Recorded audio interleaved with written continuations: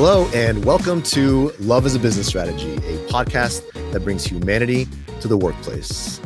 We're here to talk about business, but we want to tackle topics that most business leaders shy away from. We believe that humanity and love should be at the center of every successful business. I'm your host, Jeff Ma. I'm a director at Softway, an agency based out of Houston that specializes in digital transformation, culture, and branding. Each episode, we dive into one element of business or strategy, and we test our theory of love against it. Today's topic, we're going to zoom in on the topic of inclusion, specifically how businesses should be tackling it. And D&I is obviously still a hot topic, and all this buzz is causing a lot of companies to really scramble for some actionable results. And what you'll see is a lot of them are turning to training programs, diversity or sensitivity courses. And we want to talk about whether or not those are effective and ultimately try and understand, as always, where does love fit into this equation, right? So before we dive in, let me introduce my cohorts here. As usual, we have Frank Dana. Hello, Frank. Hello, Jeff. And I have I need like an envelope to open up here because I really don't look at these questions before I ask them to you. This is fantastic. They're prepared for me, and I look at them now. So Frank, yeah, what's the first place you're going to travel once it is safe to do so? Whoa. So the first place, the place that we canceled our trip to in mid-May, which I'd really like to travel to, is Disneyland. I was going to take my family to Disneyland in California. And so now it's expanded, though. As soon as we told our kids, it was supposed to be a surprise. We told our kids, like, hey, we're going to go to Disneyland. And my daughter was like, could we also go to Legoland? Like, if we're going to be resetting this thing, can we like add to the trip? You know, can we maybe go to see some museums in LA? You know, so it's going to be more like an actual California adventure. But I think that's where I'm going to go once we're able to travel. Nice. Very nice. Love it. Chris, welcome. Chris Petrie. I have a question for you. Have you picked up any new hobbies in this time of social distancing?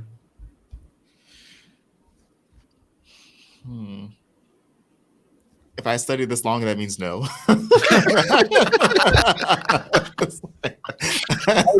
was thinking for myself and everyone I know, I'm like, I don't think anybody's picked up any new hobbies. Like we've tried new things, but they don't become hobbies. It's like, no new hobbies. Nope. Fair enough. No, moving on. No. Last but not least, Mohammed Anwar, president of Softway. Mo, what is your favorite holiday and why? Oh, it's Christmas time. Yeah, the whole time. Yeah, I mean, okay, you have to explain that. So just running this business and being so passionate about what we do here, Christmas time is the time where I feel like I can disconnect from the business and focus on myself and my family. And in order to do that, I know it might sound a little selfish, but I end up trying to give the company 2 weeks off so they don't bug me. That's not selfish at all. That is so selfish. I mean, of you. Even if it's selfish, I'm sure it's well appreciated by all of us. Incredibly selfish, Mohammed. More of that. Yeah, you should be more selfish, to be honest. Yeah. I agree, Jeff. Can we be selfish every other Friday? No, seriously. So let's dive in to our topic, guys. We're talking about diversity training, right? And it's very commonplace. Yep. But Frank, why do you think, or why do companies turn to diversity training? All right. So, I mean, like we know this to be true, but it's really like there's two reasons why. So either compliance, just like we have to comply, or they're really trying to make a actual real change to gain the benefits of diversity. And there's really no wiggle room in between there. It's like, we need to actually make things right in this organization, find us a diversity training session, or people are actually wanting to grow in that area of diversity. And, you know, either way, I think, and as the topic of conversation will kind of transpire throughout this conversation, is traditional training may not be the right answer. Okay. So Yeah. some data shows, right, that nearly half of mid-sized companies are doing this. They're doing some form of this training, and nearly all the Fortune 500 have diversity training in place. So it's definitely industry standard. But Frank, you seem skeptical. Mo, what about you? Is this the right approach? I mean, if everyone's doing it, is it the right approach?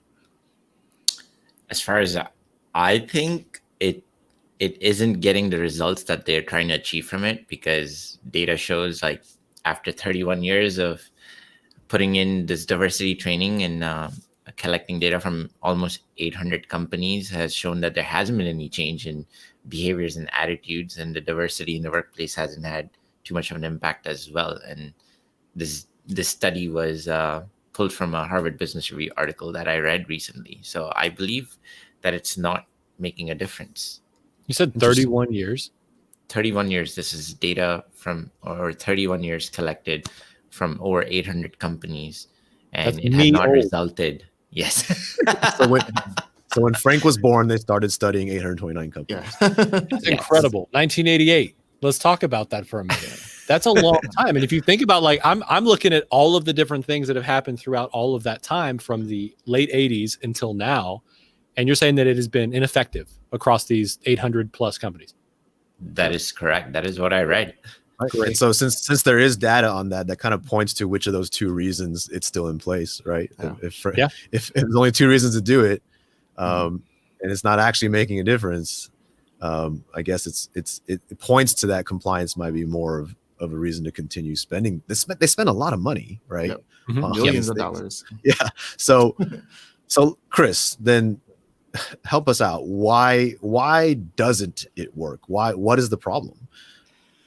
So I think one of the biggest things that I've seen happen is typically there's this like train the trainer approach to D&I training. So if we educate the leaders, they can go with their teams and they can facilitate the sessions and conversations with their teams. Yeah. But when you think about it, you have the oppressor going to educate the oppressed about oppression and then asking the oppressed to comment about when they have felt oppressed, right, by the oppressor, right? So that logic is flawed. And you have teams that are never going to open up with the leader who could be operating under discrimination, bias, known or unknown, not wanting to even share or contribute or meaningfully discuss any topic where they have that discomfort, right? And, I have someone in my network who does D&I for a really large company. And even on the D&I team of that company, one of their suggested approaches was to have, race conversations facilitated by the leaders of teams. And she had to like we were socially distanced, so she couldn't shake anybody, but she wanted to, how do you think that's going to go? Like, what do we feel is going to happen when leaders of teams that have absolutely no diversity in their leadership start opening up conversations about race and what it means to be a minority in a company and a team where minority representation is not considered, promotional velocity of those minorities is not considered, where attrition rates among those minorities are not where they should be. And now we're just going to open up the can of worms and I'm going to bare my soul to you. And I've come to you privately before, and those concerns have been dismissed up until now. What do we think is going to happen, right? So it sounds like they're onto something in terms of like leaders are a place to start, right? In terms of like totally agree, right? Like that. So they teach as soon as they learned it. Yeah, I think is what we're saying. Very much aligned to what we always say is that leaders are the ones that have to change. Like leaders have to start the change. If you cannot change an organization with leaders not as central to that equation, but they're the way they're going about it is kind of the problem there, right? Yeah. I think the other sort of flaw in some diversity trainings is the lack of acknowledgement of the issues and the situations that the organization has allowed to let happen, right? So imagine sitting there knowing that there have been lawsuits, knowing that there have been issues and challenges around the topic, and still talking like, oh, everything is fine here. Like, if you just learn about what it means to be Black in America, you'll be great, and we can keep it going. And that's not what's reality. That's not actually addressing the real issues that people know about, care about, have cried about. And now I'm supposed to attend this mandatory training that's supposed to tell me how to be sensitive when I've seen so many others around me be treated in different ways. It's tone deaf. It is oftentimes canned and templated. It's not reflective of lived experiences within the organization. And it's not the diversity training is not inclusive. So you haven't even gotten the perspective of the people around the room before you've sort of gone around and tried to mandate a necessity such as D&I training. Right. And I would have to add, Chris, also, sorry, Frank. Yeah. Also, some of the things that we witnessed with some of our customers is that they have specific training materials, especially these global organizations where diversity and inclusion initiatives are for their global locations. Yeah. And they have websites and educational material that they give to their employees before they travel from location to location around the globe to get more context to their culture and understand where they're traveling and what they need to be aware of in terms of their norms and the culture and so forth. And having witnessed and seen a lot of that content, it's clearly articulated in a way that's actually building perceptions in the mind before you travel to India or Europe with the negative connotation, right? It's giving the negative sentiments like, oh, in India, never do this. You never say this, or you never do this. And what happens is it's painting the whole population with the same paintbrush, and it leads to stereotyping. And I've had, customers who've asked me, hey, is it true in India this is the case? Like, I heard in India you don't do this, or you don't eat beef, or you don't. And I've had to sit down and explain, yes, there are situations like that, or yes, there's scenarios, but that's not all of India. That's not how everybody behaves there, or not everybody doesn't eat beef. It's not like that. And what happened is this training and information that's being disseminated focuses on categorizing people and talking about the groups and as one whole, and misses the point of individuality. And so they're already forming these preconceived notions about a whole population through these training efforts, and it's defeating the whole purpose of becoming inclusive and diverse. It's not just defeating; it's doing the opposite. It's exactly it's making it worse. Stereotypes. Yeah. And then you walk in with your guards up, so I can imagine my favorite, one of my, I say favorite, but it's not a favorite. It's clearly funny, but Europeans are skeptical. Europeans are skeptical, and I'm like, I've been to Europe. I know people. No, they're not all skeptical, right? Are they curious or inquisitive about strategies or recommendations? Absolutely, but I would not approach going to Europe as saying I'm only going to be around skeptics, so I'm going to therefore have to defend everything I say, etc. And so I agree with you, Mohammed. Some of those sites that try and prep people around stereotypes actually reinforce those stereotypes, if not create new ones. But also those things sort of give off the wrong stereotype of the visitors that are coming in too, right? So you have this cycle of stereotypes that are being created because we're potentially setting a tone that is not the example or the reality of what it means to be from a native spot going to a new location.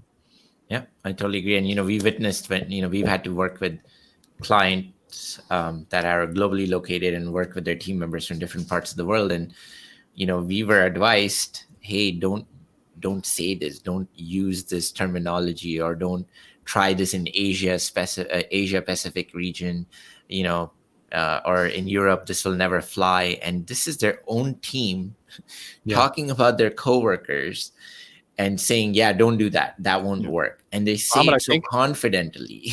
I remember the actual word was don't use the word love. Yep. Because they aren't going to connect with it. Mhm. And I remember challenging that. We'd sit there and be like, "Oh, really? Why is that? Please Yeah. explain. Please thoroughly explain why this just hands down Willy will not Wonka work." meme. Because Europeans are skeptical. But it was actually like the word love. Like if you Yeah. talk about love, they're going to shut down. If you talk Yeah. about love, they're not going to engage. If you talk about love, they're not going to connect. And Yeah. that's what we were told about people groups all around the world. And not only that, we kind of got into a little bit of trouble because we decided we're going to go and use the word love. And We did. it was reported up to the VP level, and we, we're kind of like put it under the bus or saying, hey, you want to make sure Safi doesn't use this word in Europe. But fortunately, the VP was a advocate of ours, and she was like, go do what you have to do. Yeah, man. It's all about that. And everything from my perspective there, it was encouraging when we kind of shirked that and said, no, we're gonna do what we need to do. We're gonna talk about what we need to talk about. And here's the crazy part: is everybody that we talked to loved love. Like everybody that we were talking with, they embraced it because it's human. And so we create these stereotypes of these individuals, and we forget the humanity behind the person. And stereotypes are created because of specific situations that happen that people are trying to protect themselves or others. And that's what you're talking about, Mohammed. But in doing so, you lose the humanity in the relationship building and the opportunity to connect to someone on a person-to-person level. And the converse is true, right? So there's a thing called stereotype threat. And that is basically people that feel like they are fitting into a stereotype negatively are so worried about playing into that they are overly conscious about their actions or their behavior or their style of dress to not sort of exhibit things that might result in discrimination or result in bias or result in a negative impact to their career, their success, their adoption, their inclusion, whatever the case may be. So it's stereotypes can be harmful. Yes, there are good stereotypes, right? But more generally, stereotypes connotate something negative. Yeah. So ultimately what we've noticed, Jeff, is that, a lot of the training material that we've encountered and have had to witness seems to reinforce stereotyping more than solving the problem of inclusivity or diversity. Yeah. And studies, there's other studies. I have a few notes here, like 3/4 of diversity training, from these Fortune 500 and like all these medium-sized companies that all do this, 3/4 of them do it with negative messaging at its center. In other words, saying there's like implied threats, right? If you discriminate, the company could face a lawsuit. Like these types of things are the center of their training. And if you think about that from a human psyche and empathy, is that really effective? Are people really doing that? Like, I need to change my ways. Like again, 3/4 of all those companies doing these trainings also make it mandatory. And like studies have literally shown that like following it for 5 years, starting from when it becomes mandatory, 5 years from there, they track that diversity has not improved. People are still in the same ratios of people of color, and minorities are still in the same positions, and even worse. And you ask the trainers why that is, why did that happen? And they say, well, actually over the last 5 years, everyone who's been made to do this training kind of got angry about it and became ultimately resistant to being told what to do. So interesting, all these different ways that this training, the concept of training as like a course and like this thing forced onto people, all adds up to, from a statistic and from a logic perspective, to be really, really ineffective. And so for our purposes, I guess I post this. I think we clearly see that people are still doing it.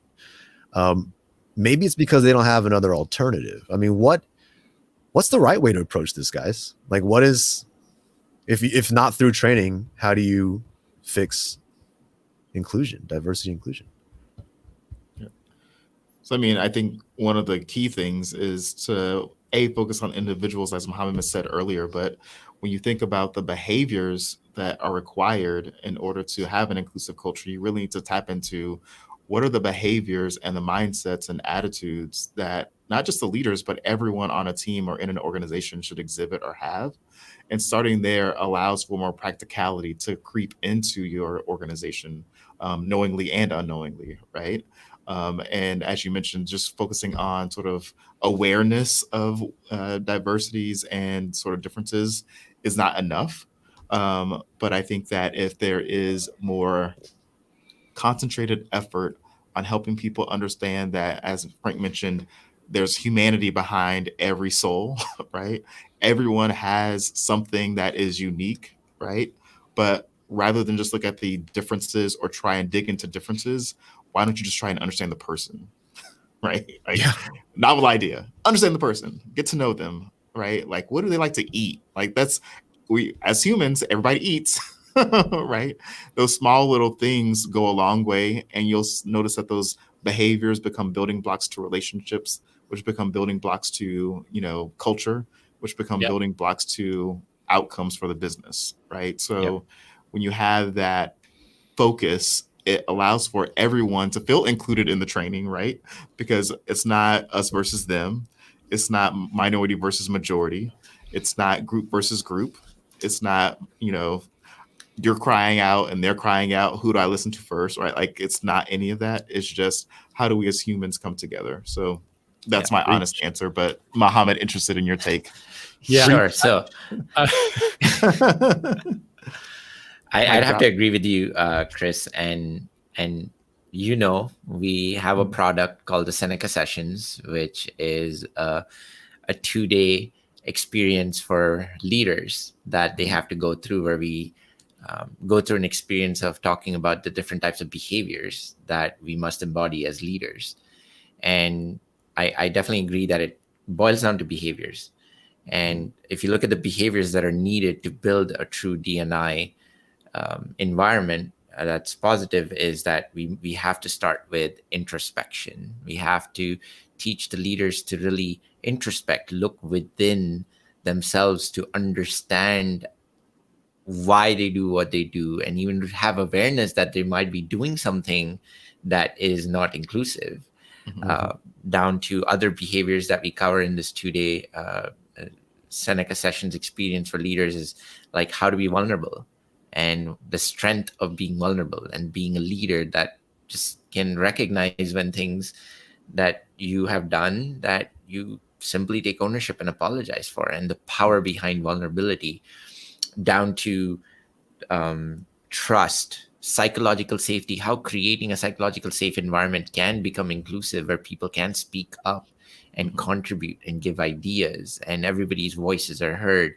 So we have this whole 2-day experience that we've been fortunate enough to come up with here at Sofade for our own leadership team, but then we were able to package it and offer it for our customers.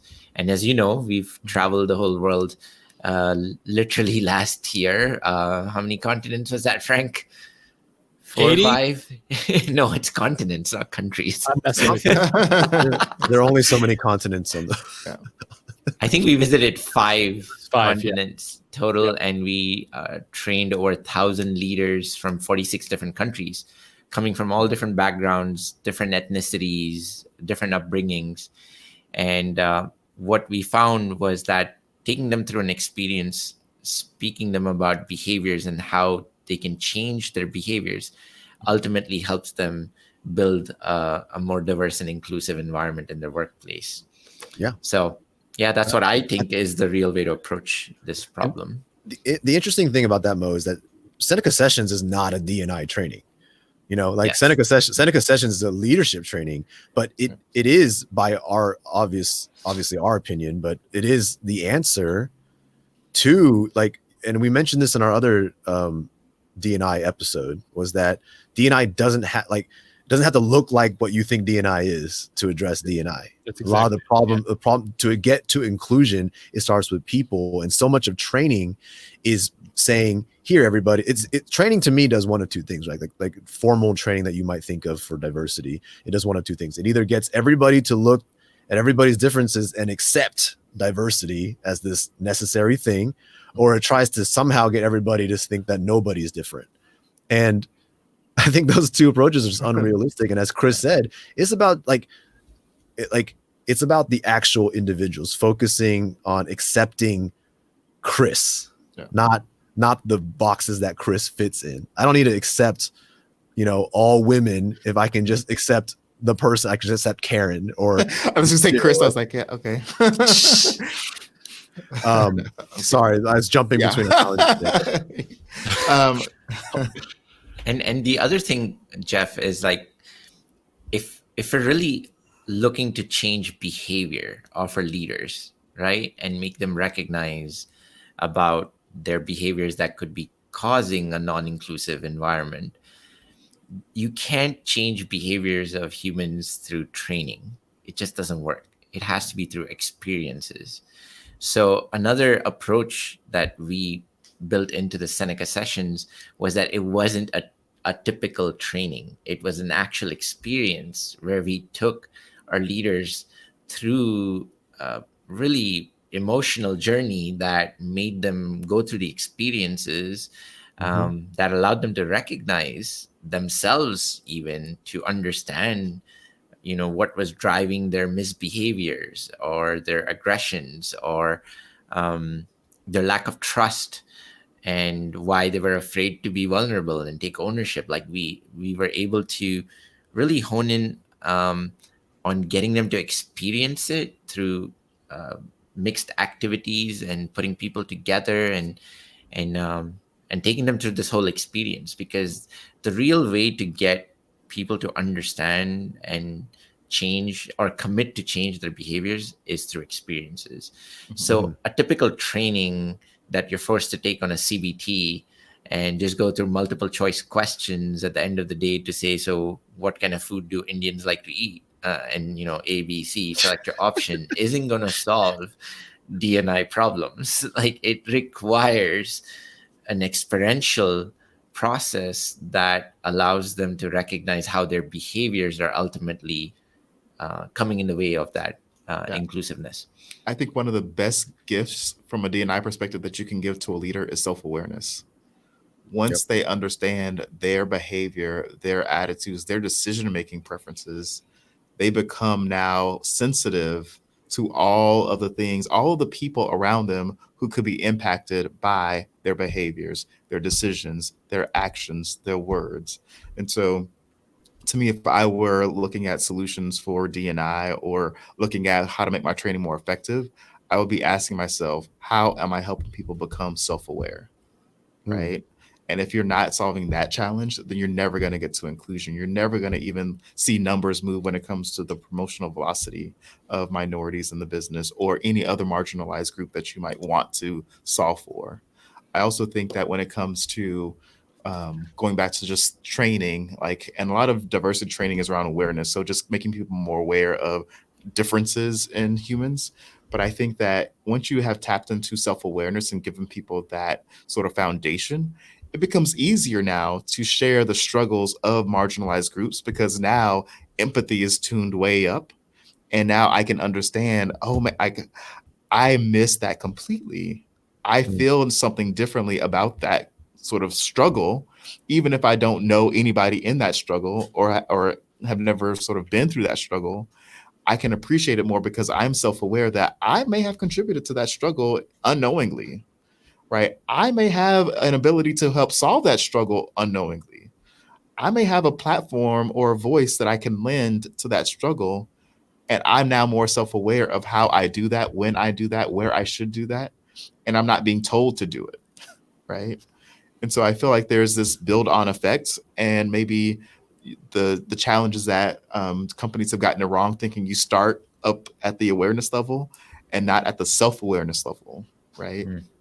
And so I think that could be a possible way to think about, what do you have happening before you start trying to educate people on the struggles and the differences of humans, that's going to allow them to understand how they play in that struggle or in those differences as a leader. So, Chris, not only are they focused on just awareness, they also try to implement a solution through policies, procedures, and process. And they don't really address the behaviors and attitudes, when really that is the root problem, right? So they try to build in processes or procedures that people must follow so that you can be diverse and inclusive. But that's not enough solely. It is important, but it is not enough, and not the ultimate way to get a solution to the problem. The root cause is making people self-aware of their behaviors and themselves and their attitudes. And if you don't address that, you're not going to get to a D&I environment, right? And ultimately, you're not going to ladder up to the business outcomes that could also benefit you from the an inclusive environment. And I think a hypothesis that I do want to test, and I know you said this, but I'm going to try and challenge you just a little bit, which is I do believe that there's a place for technology in the D&I conversation. I do feel like there could be some effective solutions to support the personal development of, more inclusive practices and self-awareness. Because like when you think about it, I know companies that have 25,000 employees and only a team of 15 on the D&I, in the D&I program. Right? How are they going to scale to touch 25,000 people and there's only 15 people? Like, I don't even know if there's enough hours in a year, during an average work week to give them the chance to touch every human. And so I think that, if we think about sort of the mission of Software, bringing humanity back to the workplace and thinking about our skill sets, I don't want to in that mission and not have tried to tackle this problem through a technical solution, right? So I'm challenging you a little bit, and I know this wasn't your point. I just want, in case the listeners out there, this is for the people in the back, right? So just to respond to that, I said process. I'll talk about it. Was a few statements ago. It was a previous, So let me get to the solution. So I like drama, you guys. I like drama. So ultimately, software is about humanizing technology, right? And we just talked about how experiences are needed to transform people's behaviors. You can't just do it through training. But we also believe that as experiences shape people, technology shapes experiences. So we know as technologists, we have the ability to shape those human experiences. So I'm actually agreeing with you. I think there's a place for technology to go solve that problem. I'm just saying process and procedures is not solely enough. But through technology, we could do it. So you made the comment about the CBTs around asking Indian what the food is. When you ate that comment, there was that conversation. Just for clarity, it's not the process conversation. To be honest, that particular question. Okay, well, I can tell you what was used to build that CBT was built with the wrong negative notion. So the problem wasn't the CBT. It was how the training was built. Right. But also, even in that CBT, it doesn't need to be a boring multiple choice question assessment that I have to pass, right? We could build experiences that are personalized and you can consume at your pace, your interest level, and that allows you to go through your journey of learning and self-awareness. So we should rather look to building CBTs that are not linear, but personalized to the user experience. Then they're more apt to consume that information and go through it at their pace and their awareness level and their journey of transformation. So I don't disagree with you. Yeah, see, there's just obvious trolling from Chris. Really worked out here. Congratulations, Chris. Way to go on that. For the people in the back who heard that and might have taken away something that we didn't intend. Here's a relevant message I guess I have on that is basically there are we're gonna get emails that are like, I do diversity training and it works just fine. This good. We're not actually saying here that all diversity training is bad and you're doing it wrong. So it is relevant saying that process, tools, behaviors, we're trying to connect them all together. And at the end of the day, it's actually, if you're upset by any of this because you're doing D&I for your company and you take offense to this, great. We hope you thought about it a little bit, because that is the point, is that there could be elements you're missing and there could be outcomes that you're not achieving from one angle. And that's the whole point of this podcast at the end of the day, to be honest, is that we want you to be able to look at things from a different lens if you're not already. Right. So I'm glad you trolled Muhammad, Chris. And I'm glad that he took the bait and went after it, because that's the type of conversation we have to be having overall. And so for me, D&I training has to evolve. It has to become something that actually affects change. right? Because right now it is so boring. It's so boring. It's so boring. It's like, as a minority, I'm telling you, it's boring. Like, I couldn't sit through it. I am the subject matter, and I don't want to sit through it. This is boring. So yes, it has to evolve, and it has to also, there has to be this more holistic approach to how we do it. I think that's really the understanding here is, we're not saying that it's evil, we're not saying that it's all ineffective, but there are so many different ways that we need to be tackling these things. And what it feels like is that a lot of these trainings that have happened, all of the data that supports what we've been talking about, it falls to the lowest common denominator. How can we move fast? How can we not offend anyone in this conversation, like the people paying for the training? And how can we, just get it done? And in this situation, we're saying tough conversations are required. Experiences are required. And we have to own the opportunity here instead of letting someone tell us that we have to own it, right? Which is that self-awareness. And so for me, that's really where, when people are listening to this going like, I don't even know where to begin, I'm overwhelmed. You start with yourself. You start with that place of self-awareness. And so that's my biggest takeaway is I need to be self-aware in these moments. And for people that are wanting to offer diversity and inclusion training, recognizing the importance of that's what I took. And that's the whole tweet right there. Good. Frank nailed it. I think that's a great way to close this out, because I couldn't have said it any better. I think that is our stance as a whole as Softway, but also something that I hope the listeners really go back and think about. So thanks for that, Frank. So yeah, man. This was great, and hopefully this provoked some thought. We'd love to hear from you guys, the listeners, about what kind of thoughts that did provoke. Softway.com/labs, LAABS is how you can come talk to us. And we'll be posting another episode next Friday. So look forward to that. And I'd like to thank, every time I thank you guys for a good podcast, there's an awkward amount of goodbyes we say to each other that we have to edit out later. So let's try it. Thank you guys for your time. This is fun. Thank you, Chris. Thank you, Jeff. Thank you, Frank. Thank you, Mark. That's all. Bye. Bye. Thank you guys. Bye. Thank you. Jeff?